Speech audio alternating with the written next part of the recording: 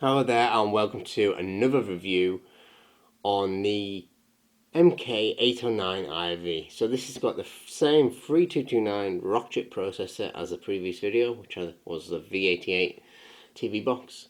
But this has got 2GB of RAM and it's probably the cheapest 2GB RAM stick I've ever seen. But is it any good? No, sorry guys, it's not. But let's find out why.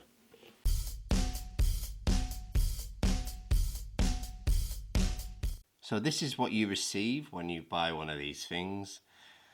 This retails for about £23.99, that's UK pounds. So you can convert that to wherever you are in the world. So in my country we receive one of these plug adapters. Now this is one of the main reasons I don't like this TV device, because you receive one of these and these are dangerous. This should not be in my country. These are illegal in my country. They don't meet the European safety standards that we set. Now let's unbox this and see what you get. Now this has got to be the cheapest 2GB RAM box I've ever seen, or stick even, and we shall take a look inside here and see what you're actually getting for your money. You get this adapter here, so it's a European adapter. Obviously you must plug it into there, and then it goes into your wall, and then a cable in here will plug into there, and then that plugs into your actual MK808. You also get this USB adapter, because on the actual device you've got one full-size USB port just here. You've also got a micro USB port and another micro USB port, and these are obviously to adapt it, and obviously a full-sized HDMI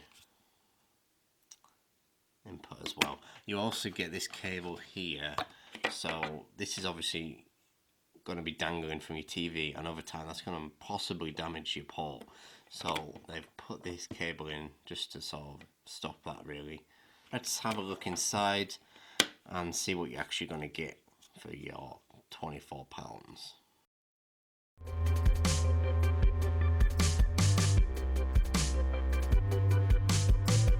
So this is the actual board that comes inside it. It's very small, very compact.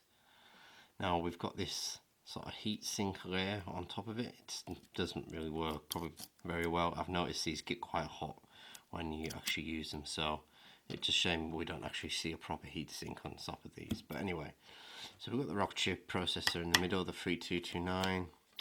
We've got HK Hynix 8GB NAND flash just on here.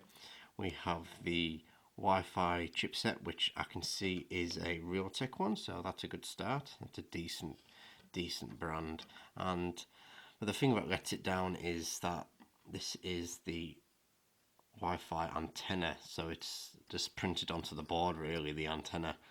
It's a shame it's not got a piece of metal sticking up like normally what you would see with this type of thing. I do find this has got quite a weak Wi-Fi signal. So we've got our Samsung DDR3 2GB RAM chip just here as well. So it's good to see it's got a decent brand of RAM chip on it. We've also got our SD card slot as well, micro SD card slot, and yeah, it's a very compact board. So there we have it. That is the inside of the MK809IV. Let's move over to the firmware now. So welcome to the home screen of the MK809IV. For all you guys interested in Antutu benchmarking, for example, I'm going to do that right now for you, just nice and quickly, so you can get the results.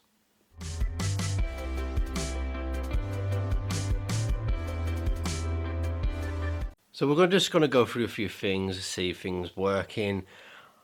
You've seen the benchmarking for this. It's not the greatest. It's pretty poor actually. And overall this firmware is just not very stable. It's crashed loads of times for me. We have actually had other versions of this stick and they've been running quite well okay. I don't know if you can see it's running 5.1.1. There's certainly no system updates available for it.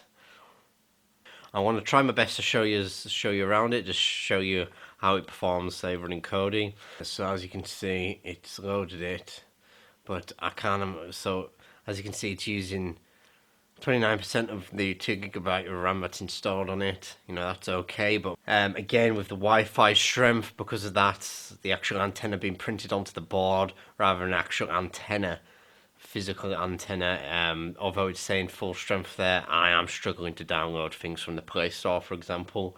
But video playback is fine. I wouldn't expect it not to be. I tried installing Asphalt 8, but it just won't load. As you can see, it just won't let me do it. And unfortunately, yeah, there's a lot to be desired on this device.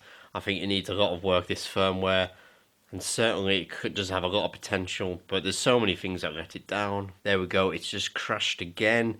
So should you buy one of these? Yeah, personally no, I don't think so. I don't think it's quite there yet. Now, if you're buying them now, today, it might be different. The firmware might have been improved. Wi-Fi signal might be improved. Hopefully they're not sending out dodgy plugs anymore, and they've just improved it across the board. But apart from that, unfortunately, ours is a little bit broken, I think. I mean, that's not to say that if you bought one, it would be the same. We had other ones as well. We bought a few of these, actually, and they seem to work okay. They didn't crash and stuff like that, so... You know, I think we've just got a dud here, unfortunately. So that's just the way it is, I guess. So I think that concludes that. As you can see, you know, it's a cheap movie device, and I wouldn't expect to do anything more than watch films or programs, whatever on it. I wouldn't be pushing it any more than that. Certain games, it doesn't seem to want to know them. Anyway, hopefully you enjoyed this video. If you did, give me a thumbs up. If you didn't, give me a dislike, and we shall see you on the next video.